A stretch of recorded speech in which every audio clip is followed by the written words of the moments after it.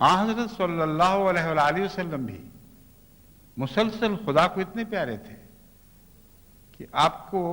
سے دشمنی کرنے والے خدا کی قہر کی نظر کے نیچے تھے، مگر حضرت صلی اللہ علیہ وآلہ وسلم کو بنی نوع انسان سے جو رحمت کا تعلق تھا وہ خدا ہی کی رحمت کے تعلق کا ایک نشان تھا، بس آپ کے حوالے سے بنی نوع انسان پر رحم کیا جا رہا تھا۔ اللہ تعالیٰ آپ کے دل کی رحمت کو دیکھتا تھا جو اپنے دشمنوں سے ہے، اور اس رحمت کے حوالے سے ان سے بھی نرمی کا سلوک فرماتا تھا۔ اب یہ وہ مضمون ہے اطمینان قلب کا جس کو اگر آپ سمجھیں تو آپ کو بہت خزانے مل جائیں گے، بہت بڑی دولت ہاتھ آ جائے گی۔ اللہ کو محمد رسول اللہ صلی اللہ علیہ وآلہ وسلم سے کیوں پیار تھا؟ اس لیے کہ خدا نہ ہوتے ہوئے حضرت صلی اللہ علیہ وآلہ وسلم نے اللہ تعالیٰ کی صفات سے پیار کیا، اور خدا کی ذات کا پیار اس کی صفات کے پیار سے الگ نہیں ہو سکتا۔ بس یہ عجیب سی بات دکھائی دیتی ہے کہ بظاہر خدا تعالیٰ خود اپنی ہی ذات سے پیار کر رہا ہے، مگر یہ پیار ایک شیشے کے حوالے سے ہے۔ کوئی انسان جو بہت ہی خوبصورت ہو اسے آئینہ کا حوالہ لینا پڑتا ہے، آئینہ کا ذریعہ اختیار کرنا پڑتا ہے، آئینہ دیکھتا ہے تو پھر اپنا حسن دکھائی دیتا ہے۔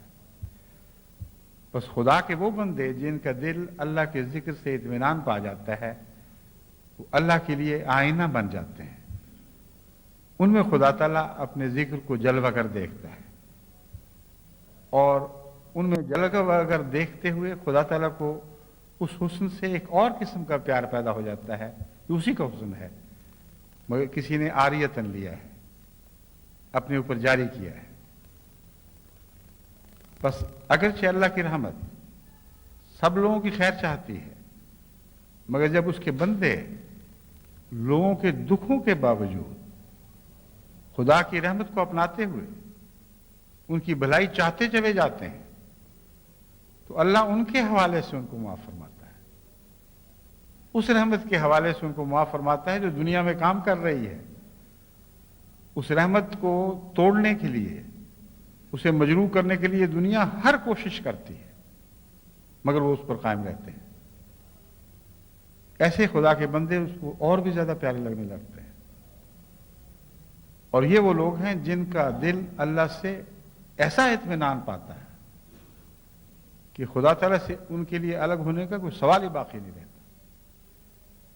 مگر اسی صورت میں ایک مباہلہ بھی ہے،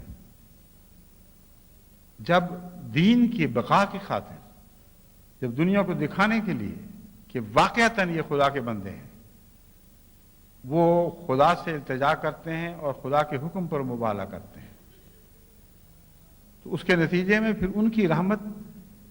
دشمنوں کی راہ میں آڑ نہیں بن سکتی، روک نہیں بن سکتی۔ اس وقت دشمن یہ فیصلہ کر لیتا ہے کہ اب ہمیں ان کی رحمت سے نہیں بلکہ ان کے اللہ سے تعلق سے مقابلہ کرنا ہے۔ اگر خدا کا ان سے تعلق ہے تو پھر دکھائے اپنا غضب ہمارے اوپر۔ یہ وہ وقت ہے جب رحمت سمٹ جایا کرتی ہے اور غضب ابھرا کرتا ہے۔ بس ایسے وقت میں اللہ تعالیٰ کے غضب سے ڈرنا چاہیے، مگر ہوتا انہی کی خاطر ہے جن کے دل اللہ سے اطمینان پاتے ہیں، ان کے علاوہ نہیں ہوتا۔